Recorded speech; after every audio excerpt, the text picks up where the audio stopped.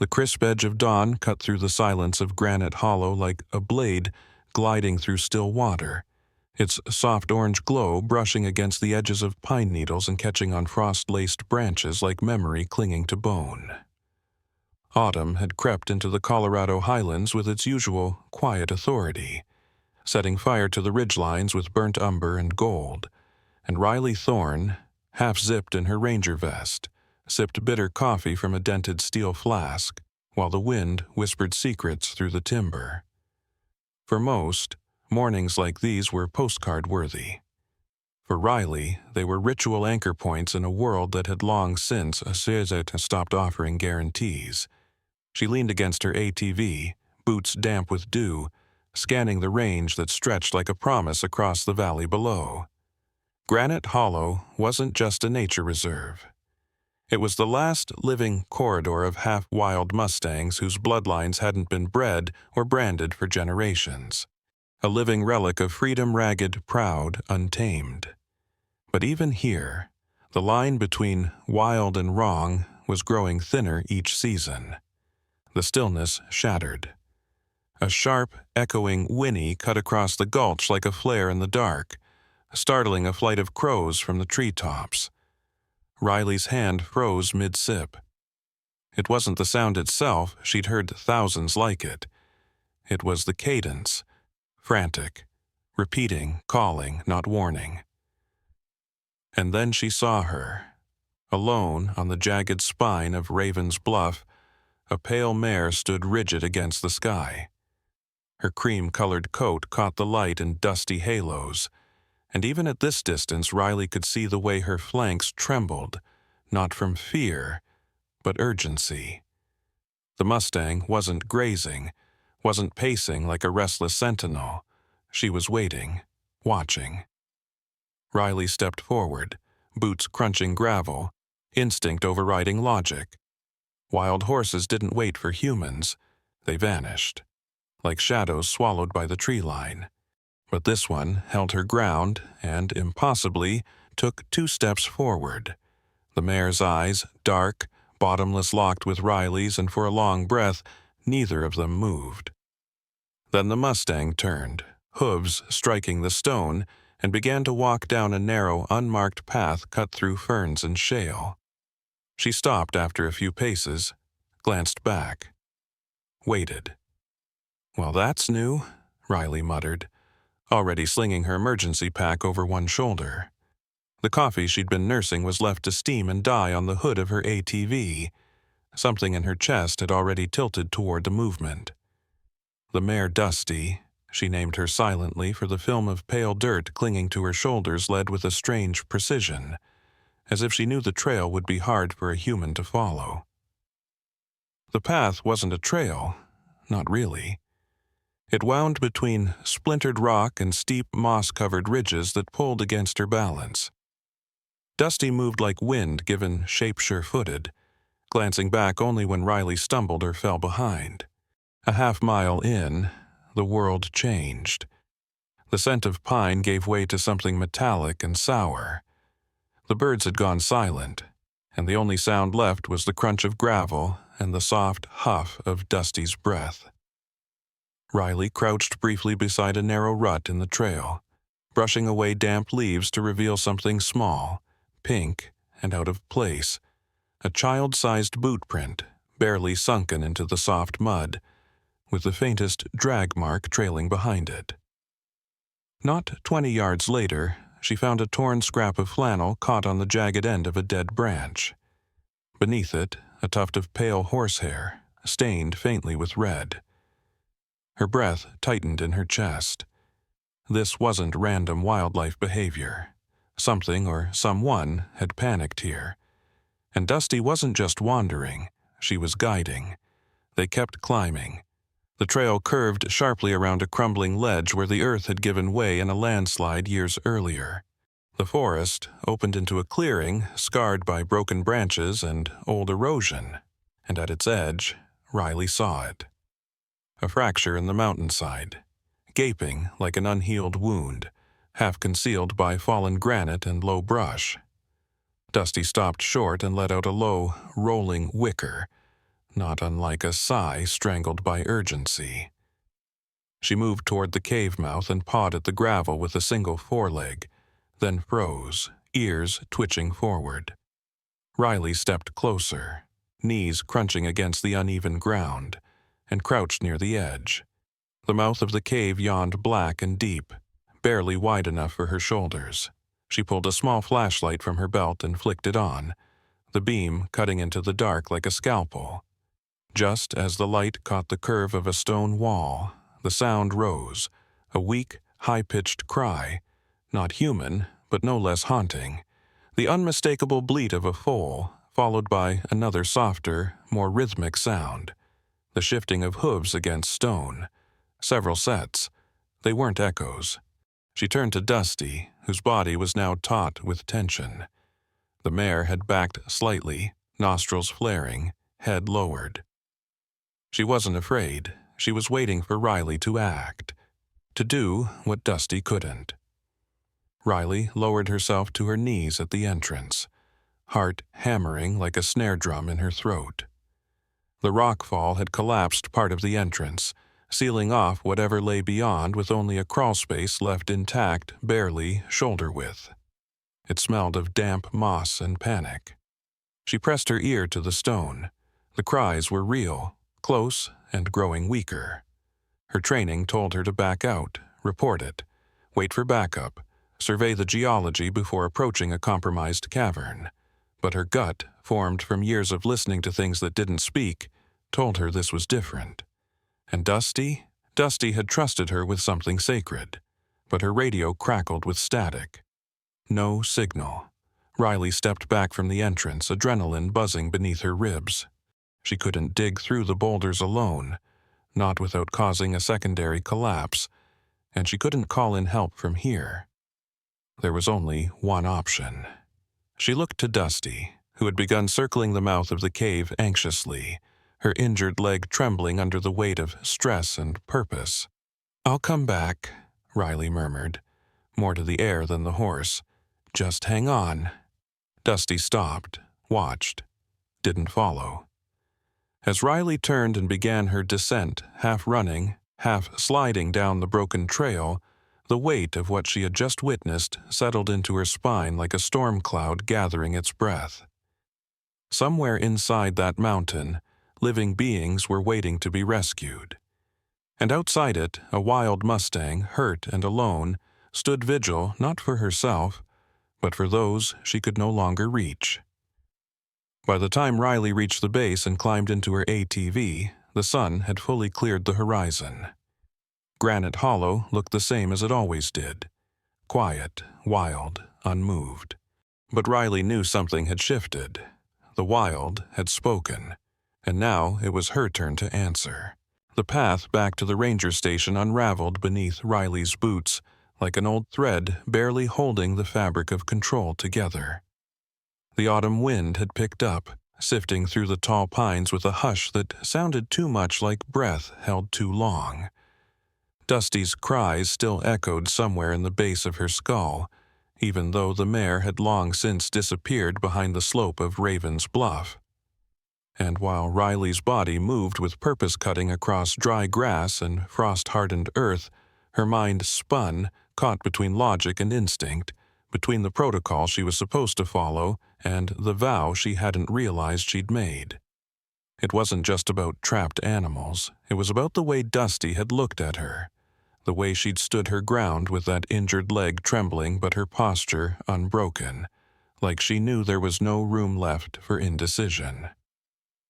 Riley had seen that look before, years ago in a blizzard that should have claimed more than it did, back when she still wore the patch of a military unit instead of the badge of a backcountry ranger, back when her canine partner Briscoe had refused to leave a buried avalanche victim behind even after Riley had ordered a retreat.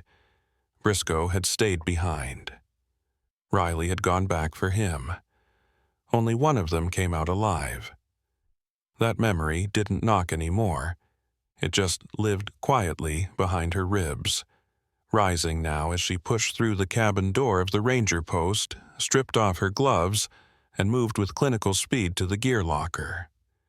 The satellite radio was already packed, along with a stronger headlamp, collapsible digging tools, rations, thermal wraps, and a trauma kit. She didn't need a plan. She needed to go back. The shadows across Granite Hollow deepened as she retraced her way up the ridge. The same broken path curved upward, steeper than before, though this time her footing felt sure not because the terrain had changed, but because she had. She carried more than equipment now. She carried obligation. By the time she reached the rockfall and the half-sealed mouth of the cave, night had begun to smudge the edges of the world into indistinct grays and moving silhouettes. Dusty was gone. At first, Riley thought perhaps the mare had moved deeper into the brush, or simply disappeared into the night like the phantom figure she'd seemed to be earlier that morning. But then she spotted the familiar silhouette not by the cave entrance, but several hundred feet to the north, near a stand of dying scrub oaks. Dusty wasn't standing guard anymore, she was struggling. One of her hind legs twisted unnaturally, jerking with each panicked movement as she pulled against something buried in the leaves. Riley closed the distance with caution, heart tightening as she saw the snare-thin metal cable, the kind used by illegal trappers, wound tightly around Dusty's leg just above the hoof. The mare was slick with sweat, sides heaving, eyes rolling white as she strained against the invisible line of pain and confinement. Riley dropped to her knees beside her, whispering not words, but tones, low, steady, intentional. She could feel the tremor in the air between them, the raw electricity of fight or flight hanging by threads. The wire was designed to tighten with every movement, cutting blood flow, eventually collapsing bone and sinew. Someone had set this. Someone knew there were animals worth catching out here. With practiced precision and hands that remembered field trauma in the worst environments, Riley pulled a multi-tool from her belt and worked the tension out of the loop, digging gently into the soil to expose the release mechanism. The wire snapped free with a metallic pop, and Dusty staggered, nearly falling before catching herself and limping back a few steps, her eyes locked on Riley. Not fear, not pain, but something else: recognition. Riley didn't speak. She simply held her hand out, palm open, and after a moment, Dusty stepped forward, not quite touching, but close enough for breath to meet breath. The message was clear. They were in this together. Night passed slowly, heavy with anticipation and silence. Riley built a small fire just out of sight from the cave entrance, enough to warm her hands and thaw her thoughts. She'd managed to crawl partially into the cavern earlier, just enough to confirm what she'd heard before. 5 Mustangs, at least one foal, all alive but clearly weak, their hooves shifting against stone. Their calls quieter now, like voices running out of pages in a book no one else was reading. She couldn't wait any longer. At first light, the rescue team arrived in pairs, the sound of their approach muffled by the terrain but unmistakable in rhythm and urgency. Riley greeted them at the tree line, briefing them quickly, eyes darting between faces as they absorbed the impossible. The wild Mustang who had not only sought help, but now stood limping beside the very humans her kind had avoided for generations. They moved quickly, setting up a temporary base near the cave. Riley led them to the mouth, explained the layout as best she could, showed them the collapsed stone and the narrow entry point. But just as they prepared to assess the structure, someone called out. Dusty was missing again. Not 10 minutes later, Riley found her this time tangled again, not in wire, but in brambles near a rock outcrop, blood dark against her pale leg. It wasn't just bad luck, it was targeted. A second trap had been laid, this one primitive but still lethal. No coincidence, no misunderstanding. Someone had returned to Granite Hollow and left their mark. By late morning, the team had stabilized Dusty with a sedative, enough to treat her wound and bind the leg, though she remained conscious, eyes alert, watching the cave. The team worked quickly, setting up excavation supports and stabilizing anchors. Riley, unable to sit still, began sweeping the area for more signs of tampering. That's when she found it. Nestled behind a rotted log, camouflaged with pine needles and dirt, lay a small metal box. Inside it, cable ties, field-grade tranquilizer vials, and a notepad smudged with rain but still legible. No names, just codes, coordinates, times, a list of animals, some crossed out. Riley stared at the list, heart pounding as her own handwriting flashed into her mind reports from previous months. Sightings marked as random, disappearances of tagged wildlife dismissed as migration anomalies. But now it made sense. These weren't just natural events. They were orchestrated, methodical, and Dusty, she wasn't just a wild survivor. She was a witness. The sky began to shift again, dragging clouds across the peaks like curtains drawn tight. The wind picked up. Dusty stood again, limping, slow, but unyielding, moving back toward the cave. Her posture once more the sentinel's. As if, despite the injury, despite everything, she was still listening to what the earth was trying to say. And Riley, crouched beside a fractured stone with a trap list in one hand and a radio in the other, realized this was no longer just a rescue. It was the beginning of something buried deeper than the cave itself. By the time the rescue team had finished stabilizing the cave mouth and preparing for the deeper excavation, Riley Thorne had already begun to sense something about the whole operation didn't sit right. Not with the land, not with the way the animals had been trapped, and certainly not with the trap she'd just cut Dusty free from steel cable wrapped in frayed camouflage. The kind of rigging no hunting enthusiast would have used legally in a conservation zone. It hadn't been rusted or corroded by weather. The wire was clean, taut, fresh. Someone had set it recently, and deliberately. The rest of the team, emergency veterinarians, fire search specialists, and even a geological surveyor from the county, were too focused on monitoring the potential for a secondary rock slide to consider what Dusty's injury implied. Riley didn't press them. That kind of talk had to wait until you had evidence, and evidence didn't always wait in plain view. Still, the way Dusty had kept glancing over her shoulder during treatment, as if watching not just for her trapped herd but for something else, unnerved Riley in a way she hadn't felt since Afghanistan. It was the look of something that knew it had been watched before.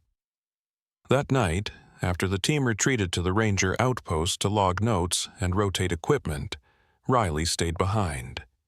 Dusty, although limping, had refused to leave the ridge, positioning herself once again near the cave entrance, still refusing food but alert as ever. The bond between her and the trapped Mustangs was one thing, but the behavior had gone beyond mere loyalty. It was guardianship now. Sentinels didn't sleep. Riley knew because she'd been one once. As dusk slipped into the darker folds of twilight, Riley walked the perimeter around the cave zone, not with urgency, but with instinct. The terrain here wasn't entirely unfamiliar to her, but she had never tracked it with suspicion before, and as her boots cut softly across the dry bramble of pine needles and loose shale, she began to notice a pattern she hadn't seen earlier that morning. The earth, pressed down by weight that didn't match that of horses or deer, had been disturbed in tight, unnatural paths, 2 by 4 outlines, evenly spaced, wide enough for tires, but not the kind made by park maintenance vehicles. These were commercial, possibly military. She dropped to one knee and brushed aside a layer of dirt, revealing a partial tread, a sharp grid with inverted triangles, deeply embossed. Not ATVs, and not anything legal in a protected area. Someone had been driving up here, recently and quietly, and with very deliberate tracks to avoid the fire trails. More curiously, she spotted an old tree stump nearby that had been freshly chipped, not by time or wind, but by a blade. And stuck inside the deepest split was the edge of a silver hook, the kind used to tie down cargo. Riley felt the hairs on the back of her neck rise, not from the cold but from something else entirely. Her instincts, dulled by months of quiet ranger life, were flaring alive again. It wasn't just the horses that had been cornered. Something else was happening in these woods, and someone had gone through a great deal of trouble to make it look like an accident. By the next morning, Riley filed an anonymous wildlife violation report to the State Conservation Board. She knew it wouldn't go far yet. She had no names, no suspect, but it was a thread, and threads had to be pulled. She included the tire imprint and the snare findings, but withheld Dusty's behavior, not because she wanted to keep secrets, but because no one believed in the sentience of a Mustang who guarded a rescue zone like a soldier guarding a perimeter. It wasn't until midday that a man named Elijah West arrived, not as part of the original team, but as a contracted wildlife consultant assigned to help assess the terrain for long-term ecological impact. He looked weather-worn, a few years older than Riley, and carried himself not with the stiffness of federal agents but with the kind of deliberate ease that comes from years of moving through territory quietly. His resume stated he'd done work in Wyoming, Montana, and parts of Nevada, but what caught Riley's attention most wasn't where he had worked, but what he didn't say. She'd met enough former field operatives to know when someone had been in too deep and didn't want to be dragged back in. They spoke briefly, mostly about topography and regional wildlife trends. But when Riley mentioned the snare, Elijah's posture shifted slightly. He didn't ask the typical questions. He just nodded, took out a worn leather-bound field log, and sketched something with mechanical precision. She didn't see the drawing, but she noticed how his hand tensed slightly when he folded the book shut. Later that afternoon, Elijah joined her on a hike up the western ridge where Riley had first encountered Dusty. He said he wanted to observe the behavioral patterns of the mare, but Riley had the sense he was also looking for something else. They moved in silence until Dusty came into view again, still stationed, still bleeding slightly from her wound despite medication, still refusing to abandon the site even when Riley had offered her a makeshift enclosure. That was when Elijah knelt down beside a patch of pine mulch, not far from where Dusty stood, and pulled back a small square of moss-covered stone. Beneath it lay something Riley never expected to see again outside a training base, an aperture in the earth. Narrow but lined with rebar. A tunnel, natural in origin, but widened, reinforced. The opening hadn't been disturbed recently, but it hadn't been sealed either. It led directly beneath the slope toward the lower valley, precisely in the direction of the cave holding the trapped horses. They didn't speak. There was no need to. Both of them understood what it meant. This wasn't a natural collapse. It wasn't an accident that the herd had ended up inside a subterranean chamber. Someone had corralled them deliberately. The tremor 2 days ago may have accelerated the collapse, but the funneling, that was orchestrated. By the time they returned to base camp, the clouds had darkened, and the wind shifted down from the northern peaks, bringing with them the kind of hush that usually came before a storm. Riley went to check on the equipment locker to secure the emergency medkits when she noticed something unusual. One of her trauma bags, the one she always carried but had left locked overnight, had been tampered with. The zipper, though carefully reclosed, bore minute traces of dust not native to the camp's trail. Inside the side pouch, almost hidden behind the sterile gauze, was a tiny transmitter smaller than a penny, taped into the lining. It hadn't been there yesterday. Riley's blood turned cold. She slipped the device out without a word and turned it over in her palm. It wasn't standard wildlife tracking gear. It was surveillance. She didn't tell the team, not yet. Instead, she climbed the path back toward Dusty, who had now positioned herself, not near the cave, but facing outward toward the trees. Her ears twitched at every shift in the wind, her eyes fixed not on the people, but the spaces between them. It was in that quiet, under a sky preparing to break, that Riley understood something terrifyingly simple. Dusty wasn't watching the cave anymore. She was watching the woods, watching for the ones who had been there before and who might come back. The air that descended over Granite Hollow that morning did not feel like the breath of autumn.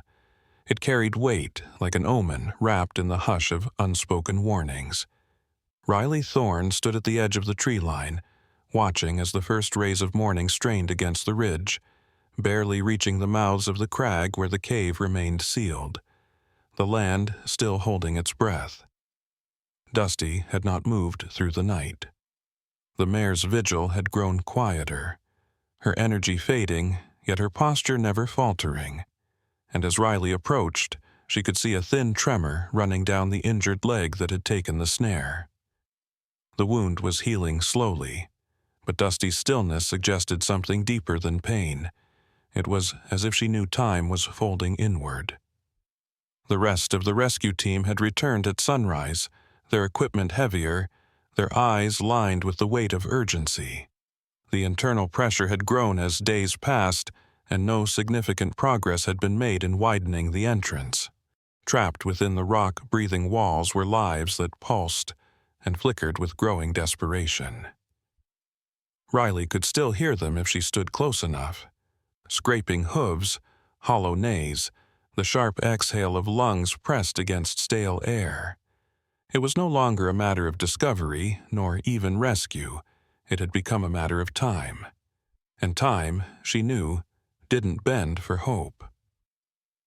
Elijah West returned with a drone scan and a half-torn map of the mountain's lava tubes, a relic from a geological survey conducted nearly 30 years earlier during a fire risk assessment. The map detailed a sequence of chambers beneath the slope, ancient tunnels carved by prehistoric lava flow, most of which had been declared collapsed or inaccessible. But two paths intersected unnervingly close to the location where the Mustangs were trapped. One of them, marked only with a faded orange X, led to a narrow channel believed to be sealed at both ends. The drone, however, disagreed. Riley studied the heat map as it flickered across the portable screen. One chamber in particular glowed faintly warmer than the rest, suggesting movement, warmth, life. It wasn't much, but it was enough. And in that breathless morning, surrounded by fractured stone and too many unanswered questions, the plan shifted. They would not dig from the front anymore. They would go in from above. The team began hauling gear up the southern ridge before noon. Stabilizers, small drills, structural foam for sealing fractures, and camera-guided probes. It was a narrow operation, the kind that required both finesse and luck. No heavy machinery could be used. No wide tunnel could be carved. They would thread a needle through the roof of the cave and pray the stone didn't collapse inward like a mouth devouring its last breath. Dusty, although exhausted, limped her way toward the new staging area without coaxing. She stood at the crest, eyes locked on the slope, her body angled with instinctive tension as if she could feel the heartbeat of the mountain through her hooves. It was not rational. But then again, nothing about her had been since that first encounter. She was the kind of creature the wilderness rarely produced and never duplicated. As the drilling began, the mountain responded. The tremors were small at first, barely felt, just a hum beneath the soles of boots, but they grew with every inch the bit carved through stone. Riley pressed her hands against the dirt, feeling the vibration crawl like static along her bones. There were moments when she could swear the earth was warning them. Still, they pressed on. The camera feed showed promise open space, glimmers of movement, the swish of a golden flank. The trapped horses were alive, but they were weakening fast. One of them, likely the foal, had collapsed near the wall, unmoving except for shallow breathing. Then came the fracture. It didn't announce itself with a roar. There was no dramatic rumble, no cascade of falling rock. It began with a single shudder, followed by a distant cracking sound that echoed like a spine breaking in the dark. One of the support beams snapped clean through, and the side of the slope shifted several feet inward. Dust billowed from the cavity like the mountain had exhaled. A secondary collapse had begun. Not total, but enough to halt drilling, enough to terrify the crew into silence. For a long minute, no one moved.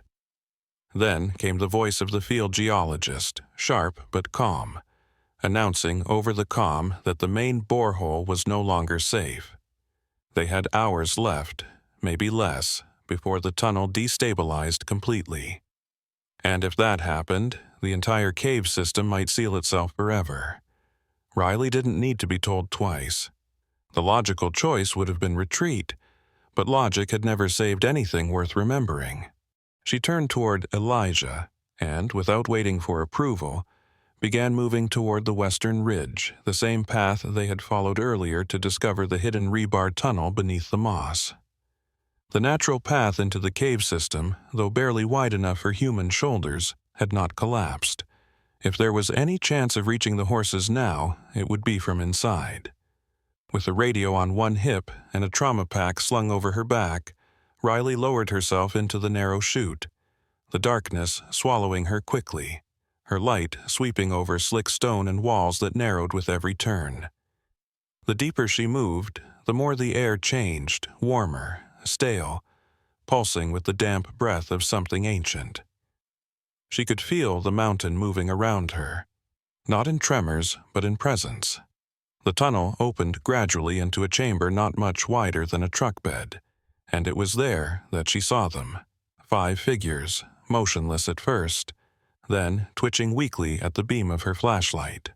Their eyes blinked slowly, too tired to react with fear, and in the far corner, the foal lay curled, its chest rising in shallow waves. Riley dropped beside it, pulling a thermal wrap from her kit, wrapping the small body tightly before moving to administer fluids. The other Mustangs watched, but didn't stir. They were too far gone for panic. As she worked, something caught her eye along the far wall, an object embedded in the rock, out of place. She stepped closer, tracing it with the light. A small black box, bolted into the stone, with a blinking red indicator light so faint it almost didn't register.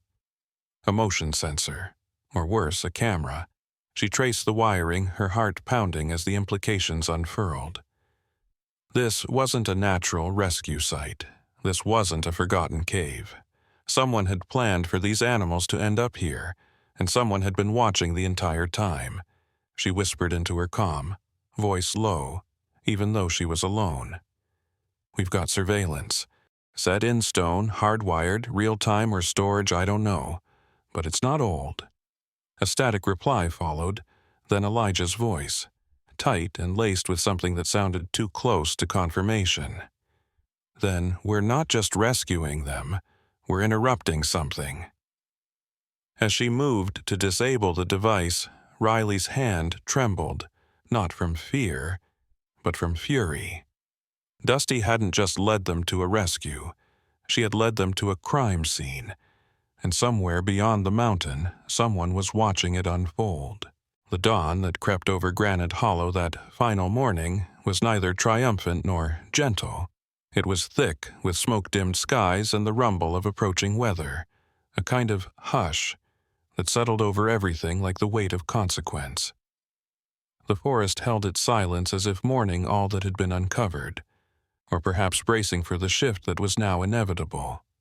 What began as a rescue mission born from instinct and an injured mare's cry had over 4 relentless days evolved into something far more complicated. An intersection of cruelty, survival, and something so primal it defied classification. Riley Thorne emerged from the cave's west passage with the foal swaddled in thermal cloth against her chest. The pulse beneath her fingertips barely perceptible, but still there, still fighting. Behind her, the others followed one by one, their bodies weak but their eyes clear now, reawakened to light. They moved with staggered steps into a morning that should never have come for them, past the shattered edge of stone that had tried to entomb them. And when the first of their hooves touched earth and not cave floor, Dusty let out a sound no one present could mistake for anything but joy raw and fierce, the kind that cracked open silence like a floodgate. The rescue team, bracing themselves after the quake-induced pause in the operation, surged forward. Elijah led the first wave, calling for veterinary stretchers, medical support, and stabilization protocols. But Riley, her clothes torn and her face smeared with earth and dried blood, held up one hand, halting them before they crowded the animals. She didn't need to speak. The Mustangs, led by Dusty, now limping but unshaken, had earned the right to step into the world on their own terms. The foal, trembling under the cloth but alive, was passed gently to Dr. Maura Ellings, the youngest of the veterinary crew, who cradled the small body with such reverence that even Dusty, ever the sentinel, remained still, only watching. "Vitals are thin, but stable," Maura whispered, as though raising her voice would tip the fragile moment into chaos. "We'll call her Echo, if that's all right." Riley gave a slow nod, her throat too dry for words. The name settled over the clearing like a vow. In the hours that followed, the mountain unspooled itself from tension. The sky brightened without breaking into full sunlight, but the threat of collapse had eased. The structural team sealed the exposed rock with expandable foam and tension cables, declaring the slope safe enough for now. Yet the most vital discovery didn't lie in stone. It had been found sealed into the cavern wall, that blinking red light Riley had pulled free and carried out in her pack. The forensic techs would later confirm what Elijah had suspected all along. Motion detection, timed playback, storage capacity up to 30 days, and an encrypted frequency trail leading not to any conservation system, but to a private uplink once registered to a Wyoming-based wildlife export company, one, already under scrutiny for missing livestock on BLM land. The implications unraveled like coiled wire. The footage, partially recovered and later authenticated, showed two men faces obscured, movements deliberate herding the Mustangs into the lower gulch using sound emitters and food lures, the kind banned since 2016. The cave hadn't been an accident, it had been a trap. The collapse, while not intentional, was simply a risk calculated by greed. By the end of the week, 2 arrests had been made, contracted field hands who had once worked as trappers in Nevada, now tied by surveillance logs and tire tracks to the operation in Granite Hollow. Their motive was clear. Young Mustangs fetched a steep price on exotic animal markets when sold under false documentation. Echo, the foal barely clinging to life just days before, had been intended for shipment before nature intervened, and a wild mare named Dusty rewrote the story. Riley didn't celebrate when the charges came through. She didn't smile when the news vans lined the ranger outpost, when Granite Hollow made headlines on national stations, or when the mayor of the county declared Dusty a symbol of wilderness valor during a short speech under a red maple tree that shouldn't have survived the summer heat. She stood near the back of the crowd with mud still on her boots and exhaustion buried in her bones, watching as Dusty now rested. Her leg fully wrapped and healing stood beside Echo, who had grown steadier each day under medical care. Elijah came to stand beside her quietly, his presence steady, unintrusive. He didn't speak right away, letting the applause of the crowd roll by like distant thunder, waiting for it to pass. When he did speak, it was only to say, "You're not going to stay in that cabin after this, are you?" Riley gave a faint shrug, eyes never leaving Dusty. "Don't think I could, even if I wanted to." "You have something in mind?" She exhaled slowly, something like a smile tugging at the corner of her mouth. "Yeah, I think I do."